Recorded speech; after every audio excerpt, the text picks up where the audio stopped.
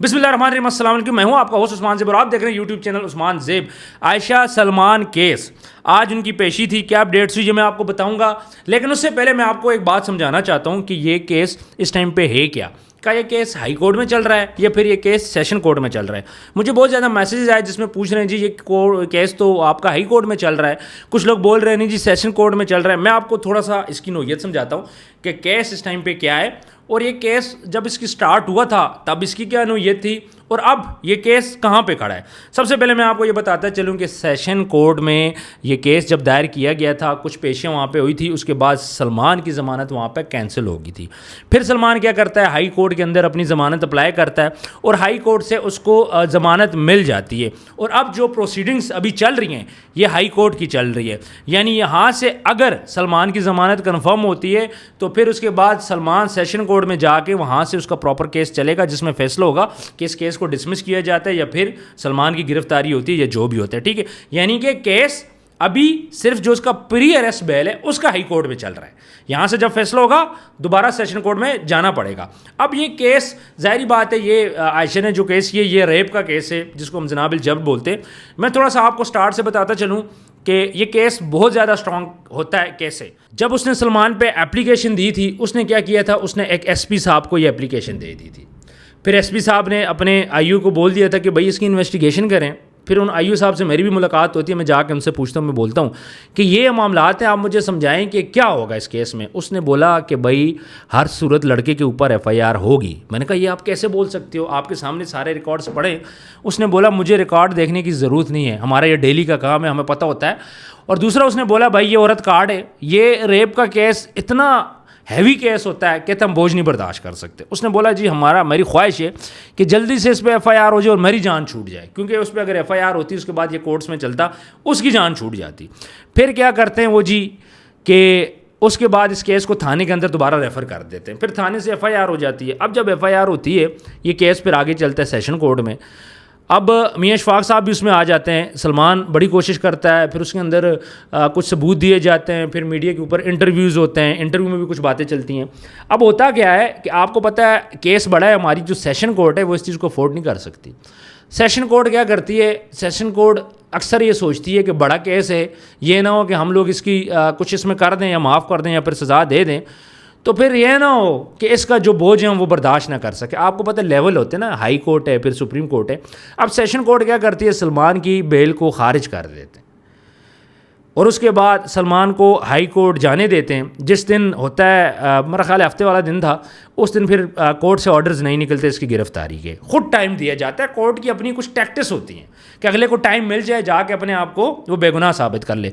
सलमान क्या करता है, सलमान वहाँ पे जाता है, जाके हाई कोर्ट के अंदर बेल अप्लाई करता है, उसको बेल मिल जाती है। अब ये बेल वाला मामला है, उस सिलसिले में आज पेशी हुई थी।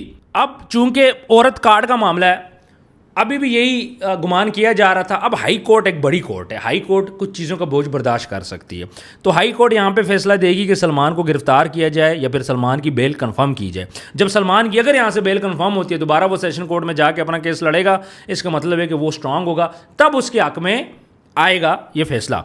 आज होता क्या है कि जस्टिस जवाद ज़फ़र साहब हैं जिनके जो इस केस को देख रहे हैं, जो जज हैं वहाँ पर, आज मियां इशफाक साहब खुद भी आते हैं और वो वहाँ पे पेश भी होते हैं, फिर वहाँ पे थोड़ा सा मकालमा भी चलता है। अब जस्टिस जवाद साहब यहाँ पे ये बोलते हैं कि भाई मुझे ना रेप का एविडेंस थे। जाहिर बात है प्रोसिक्यूटर वहाँ पे होते हैं, आईओ वहाँ पे होते हैं, उनको बोलते हैं कि भाई आप ना मुझे रेप का एविडेंस दे दें। अब आगे से उनको जवाब मिलता है जी रेप का तो कोई एविडेंस नहीं है, लेकिन इनकी कुछ व्हाट्सएप की चैट है, कुछ इंस्टाग्राम की चैट है, जिससे ये शो होता है कि इनकी दोस्ती है। जज साहब आगे से थोड़ा गुस्सा हो जाते हैं, मैं दोस्ती के केस पे तो यहाँ पे नहीं है, मेरे पास तो दोस्ती का केस नहीं है, मेरे पास है जिनाबिल जब्र का 376 पीपीसी पाकिस्तान पीनल कोड। वो कहते हैं मैंने तो इस चीज़ को देखना है, मुझे रेप का एविडेंस चाहिए, मुझे रेप का एविडेंस दो। अब रेप का एविडेंस तो वहाँ पे होता ही नहीं है। क्यों? क्योंकि कोई ऐसा मेडिकल एविडेंस भी नहीं था कि जिसके थ्रू ये ज़ाहिर होता हो कि सलमान ने आयशा का रेप किया है। किसी किस्म का भी जी मेडिकल एविडेंस नहीं होता। और दूसरी बात, जो एप्लीकेशन में था उसमें यह चीज़ मेंशन थी जी 16 अगस्त 2024 को मेरा रेप हुआ फर्स्ट टाइम, लेकिन कोई ऐसा प्रूफ नहीं था कि 16 अगस्त 2024 को उनकी मुलाकात हुई हो। फिर उसके बाद जब पहले आयशा अपना मेडिकल करवाती हैं, उस दौरान वो बोलती हैं जी मेरा जो रेप हुआ 11 मई 2025 को हुआ। उसमें उनकी डेट का डिफरेंस आ जाता है। अब ये चीज़ तो बहुत बड़ी चीज़ है। आपने जो एफआईआर है, एफआईआर के अंदर आप बोल रहे हो कि मेरा रेप फ़लाँ तारीख को हुआ, लेकिन मेडिकल में आप बोल रहे हो जी फ़लाँ तारीख को हुए। आपने साल भी उसका चेंज कर दिया, यानी 16 अगस्त का आपने बोला, बाद में आपने 11 मई 2025 का बोला। तो यहाँ से भी कुछ चीज़ें साबित होती हैं जिस पर जज साहब को थोड़ा सा गुस्सा भी आता है। जज साहब ये बात बोलते हैं कि ये बहुत बड़ा केस है, यह रेप का केस नहीं है जिसके अंदर 25 साल की सज़ा भी हो सकती है, बाज़ केसेस में सज़ाए मौत भी हो सकती है, बाज़ केसेस में 10 साल की भी सज़ा हो सकती है। मतलब एक लड़के का करियर बिगड़ सकता है। तो जज साहब को तो प्रूफ चाहिए। ऐसा नहीं हो सकता कि हमारी हाई कोर्ट से आप विदाउट प्रूफ के या आप सोशल मीडिया पे जो बातें कर रहे हो उसके थ्रू आप जाके वहाँ पे ले लो, लेकिन यहाँ पे आपको प्रूव करना पड़ेगा। तो सर अब होता क्या है कि मेडिकल भी मौजूद नहीं है जिसमें यह ज़ाहिर हो कि रेप हुआ है, और उसके बाद फिर एसपी इन्वेस्टिगेशन को जज साहब बोलते हैं, ऑर्डर करते हैं कि भाई आप इसकी दोबारा तहकीक करें, दोबारा से सारे डॉक्यूमेंट्स आप इसके देखो और कंफर्म करो कि आया जो इसकी इन्वेस्टिगेशन हुई है वो ठीक हुई है, या फिर उसमें कोई मजीद चीज़ ऐड करो और मुझे रेप के प्रूफ ला के दो जिसमें पता चले कि इस लड़के ने इस लड़की का रेप किया है। इसमें कोई ऐसा फिजिकल एविडेंस हो, कोई गवाह हो, कोई किसी किस्म का भी पिक्चर्स वीडियोस वगैरह हो जिससे पता चले कि इसने लड़के का रेप किया। देखिए बाती ज़ुबानी बातों से ना हमारी कोर्ट जो है ना वो इन चीज़ों को नहीं मानती। हमारी जो कोर्ट मानती है उसको प्रूफ चाहिए होता है। तो जज साहब बोलते हैं देखें जी ये इतना बड़ा मामला है तो आप इसमें अभी तक प्रूफ नहीं दे सके। दूसरी एक और चीज़ मैं आप लोगों को बताता चलूँ, जब भी किसी की बंदे के ऊपर रेप का एलिगेशन लगता है तो उसकी प्रॉपर इन्वेस्टिगेशन होती है। जब रेप का एलिगेशन लगा था तो सलमान के साथ 4 बंदे और भी थे उस टाइम पे। उसमें रजब भट्ट भी था, उसमें मान डोगर भी था, उसमें जवाद भी था। ये 3 बंदे मेरे जहन में, एक बंदा मेरे जहन से निकल गया, शेजी नहीं था, पता नहीं कोई था। तो ये 4 बंदे और भी थे, टोटल 5 बंदे थे। अब होता क्या है, 4 बंदे निकल जाते हैं। जब 4 बंदे निकलते हैं इसका मतलब क्या है कि ये जो एफआईआर हुई है इस एफआईआर में भाई कोई ना कोई रोला है। अगर इस एफआईआर में रोला ना होता तो फिर क्या होता, वो बंदे बाहर ना निकलते। क्यों? क्योंकि एफआईआर के अंदर था कि इन 5 बंदों ने मेरा रेप किया या इसने मेरा रेप किया, बाकी ने उसको सपोर्ट किया, ये चीज़ भी उसमें थी। लेकिन 4 बंदे जब डिसमिस हो गए इसका मतलब है कि वो एफआईआर वीक थी। अब उस एफआईआर के बाद फिर नए वकील साहब भी आ जाते हैं, बड़े अच्छे काबिल वकील हैं, वो इन चीज़ों को देखते हैं। और लेकिन हमारी जितनी बड़ी अदालत में आप जाओगे ना, जिस तरह सेशन कोर्ट है, फिर हाई कोर्ट है, फिर सुप्रीम कोर्ट है, जितनी बड़ी अदालत में जाओगे सर आपने प्रूफ देना है। प्रूफ के बगैर ये चीज़ें साबित नहीं कर सकते। पहले ये लग रहा था सलमान को, जाहिर बात है सेशन कोर्ट का सिनेरियो डिफरेंट होता है, सबको ये लग रहा था जी सलमान फंस जाएगा, सलमान को सज़ा हो जाएगी, और नज़र भी आ रहा था और हुई भी फिर वहाँ से। लेकिन जब हाई कोर्ट में मामला आ गया ना, हाई कोर्ट क्या मांगती है, प्रूफ मांगती है। सारी बातें यहाँ पे सीनियर जजेस हैं, इससे भी आगे फिर सुप्रीम कोर्ट में जाओगे और सीनियर जज आ जाएंगे। तो ये सारे क्या करते हैं, ये तो प्रूफ मांगते हैं, ये तो एविडेंस मांगते हैं। अब एविडेंस क्या, मेडिकल एविडेंस नहीं है, सबसे बड़ी बात ये है। और उसके बाद कोई ऐसा एविडेंस नहीं है जिससे ये शो होता है कि इसने उसका रेप किया है। फिर उसके बाद गलती क्या हुई, इस औरत ने ये बात बोली कि इंटरव्यूज़ दिए दबा के, जिसमें उसने बोला जी 100 दफ़ा हुआ है, बॉडी पार्ट्स फलाना टिमकाना जो भी है। अब उसका सेशन कोर्ट में तो इतना उसको वैल्यू नहीं दी गई, लेकिन हाई कोर्ट में उस चीज़ को वैल्यू दी जाएगी। ख़ास तौर पे जब मेडिकल होती हुई उसने जो डेट बताई थी उसको वैल्यू दी जाएगी, और फिर एफआईआर के अंदर जो डेट लिखी थी उसको वैल्यू दी जाएगी। तो ये सारा सिनेरियो हम लोग देखें तो इस टाइम पे ये बात बोलना जी केस सॉर्ट आउट हो चुका है, नहीं। या फिर ये बात भी बोलना कि केस लड़के के पलड़े में बारी है या फिर लड़की के पलड़े में बारी है, ये बात भी गलत है, ठीक है। क्योंकि अब 2 हफ्ते का टाइम दिया गया है, 26 सितंबर को दोबारा पेशी होगी और उम्मीद है कि 26 तारीख को इस चीज़ का फैसला हो जाए। और जज साहब ने ये बोला है कि अब उनको प्रूफ चाहिए कि जिसमें यह साबित करे कि सलमान ने इसका रेप किया है। अगर तो प्रूफ नहीं है तो फिर केस ये डिसमिस हो जाएगा, और अभी तक कोई प्रूफ सामने नहीं आया। इतना लंबा 2 दिन का गैप देने का मकसद ये है कि आईओ साहब, एसपी साहब कि वो ले आएँ प्रूफ्स वगैरह जो भी उनके पास है, अपना टाइम ले, अच्छी सी वर्किंग करें ताकि कोर्ट का टाइम ज़ाया ना और नेक्स्ट पेशी पे इसका फैसला हो जाए। मियां शफाक साहब की मैं बात करूं, बड़े ज़बरदस्त वकील हैं, बड़े तरीके से उन्होंने इस केस को डील किया है। जो दूसरी साइड के वकील हैं वो भी बड़े ज़बरदस्त वकील हैं।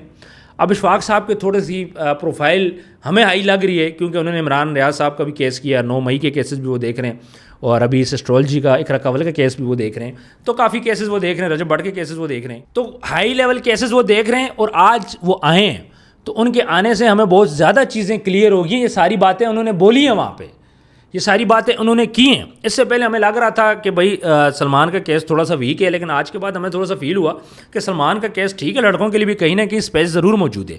औरत कार्ड क्यों खेला गया? औरत कार्ड खेलना चाहिए।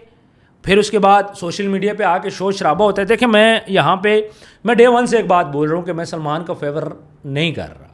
अगर सलमान ने किया लड़की के साथ कोई हरकत गलत की है, लेकिन सलमान ये कह रहा है कि मैंने कोई हरकत नहीं की, लड़की बोल रही है मैंने हरकत की है। फिर जब सब कुछ रजामंदी से हुआ, चले मान लिया सलमान ने हरकत की है, ये अल्लाह को पता है, सलमान को पता है, आयशा को पता है, किसी और थर्ड पर्सन को नहीं पता। अभी हम लोग ये समझते हैं कि जो सलमान है और आयशा इनके दरमियान कोई फिजिकल रिलेशन था, तो सर ये मर्जी का रिलेशन था, ये तो आपको पता ही है, ज़बरदस्ती नहीं थी। FIR क्या है? जिना बिल जबर, यानी कि मेरा ज़बरदस्ती रेप किया गया है, मुझे नशावर जूस दे के मेरा ज़बरदस्ती रेप किया गया है। What is this? फर्स्ट आप ये बोल रहे हो कि हमारा मिलके था, हमारी मोहब्बत थी, हमारा प्यार था, उसके बाद आप एप्लीकेशन क्या देते हो? रेप का, कि इस लड़के ने मेरा रेप किया है।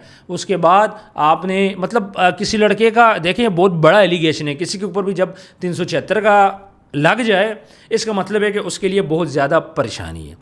तो व्यूअर्स, वीडियो को मैं एंड करता हूँ, लेकिन यहाँ पे कुछ सवालात मेरे पास ज़रूर जन्म लेंगे। मैं आपको अपनी थोड़ी सी सिचुएशन बताता हूँ कि इस टाइम पे मैं डर रहा हूँ। मैं जब रोड पे भी जाता हूँ, मैं लड़की को देखता हूँ, मैं थोड़ा घबरा जाता हूँ कि यार लड़की मेरे पे इल्ज़ाम न लगा दे।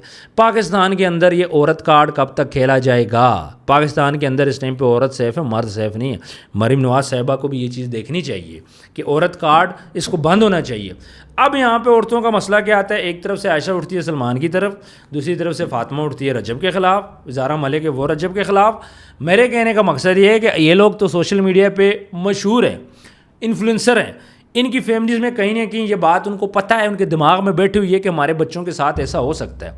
अगर एक आम बंदा, पाकिस्तान का एक आम शहरी मिडिल क्लास का, जो थोड़ा सा ज़्यादा मजहबी है, जो आम घराने होते हैं, वहाँ पे एक लड़के के ऊपर रेप का इल्ज़ाम लग जाए, सबसे पहले उसको थू करेंगे, घर वाले करेंगे, उसके ख़ानदान वाले करेंगे, हो सकता है कि लड़के को मार दिया जाए।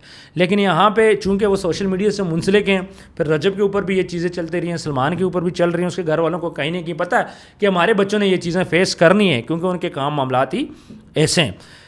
कमेंट सेक्शन में अपनी राय ज़रूर दीजिएगा, आपने अपनी राय ज़रूर बतानी है। ये सारा सिनेरियो तो मैंने आप लोगों को बता दिया। अपना ढेर सारा आप लोगों ने ख्याल रखना है, कोशिश करनी है, अल्लाह करे कि हक सच की जीत हो। हम लोग हक सच की बात करेंगे। मुझे बहुत ज़्यादा क्रिटिसिज्म आता है इन चीज़ों पे, लेकिन क्या करूँ, हमारी एक आवाज़ है, वो हमने आप लोगों तक पहुँचानी है। और मैंने बिल्कुल ईजी वे में आपको केस समझाया है कि केस स्टार्ट कैसे हुआ, केस कहाँ पे खड़ा है, और अगर यहाँ से इसकी बेल कंफर्म हो जाती है, फिर दोबारा इस सेशन कोर्ट में जाके वहाँ पे अपना केस लड़ेगा। अपना ढेर सारा ख्याल रखिएगा। वीडियो को ज़्यादा से ज़्यादा शेयर करें। जिन लोगों ने चैनल को सब्सक्राइब नहीं किया, सब्सक्राइब कर लें। मिलता है नेक्स्ट वीडियो में। अल्लाह हाफिज़।